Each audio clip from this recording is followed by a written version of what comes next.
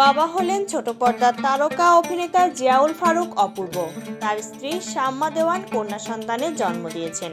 শুক্রবার 12 ডিসেম্বর দুপুরে social media Facebook account থেকে দেওয়া এক পোস্টে বিষয়টি নিশ্চিত করেছেন অভিনেতা। তিনি পোস্টে নবজাতকের হাতের ছবি জুড়ে দিয়েছেন, সঙ্গে নবজাতকের নামও জানিয়েছেন। কন্যার নাম রাখা হয়েছে আনায়া। আর বর্তমানে নবজাতক আনায়া ও তার মা শাম্মা দুজনেই সুস্থ আছেন। অপূর্ব পোস্টে লিখেছেন, আলহামদুলিল্লাহ, আনন্দ আর কৃতজ্ঞতার সঙ্গে জানাচ্ছি আমাদের কন্যা সন্তানের আগমন ঘটেছে। এই দুনিয়ায় তোমাকে স্বাগতম প্রিয় আনায়া। এই তারকা 2021 সালের সেপ্টেম্বরে যুক্তরাষ্ট্র প্রবাসী শাম্মাকে বিয়ে করেন। বিয়ের 4 বছর পর কন্যা সন্তানের আগমন হলো এই দম্পতির।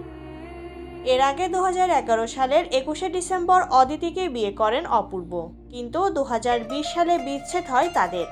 এই সংসারে আয়াস নামে এক পুত্র সন্তান রয়েছে তাদের। আর এরও আগে ছোট পর্দার জনপ্রিয় অভিনেত্রী সাদিয়া জাহান প্রভাকে বিয়ে করেছিলেন অপূর্ব, কিন্তু সেই বিয়ে বেশি দিন টেকেনি।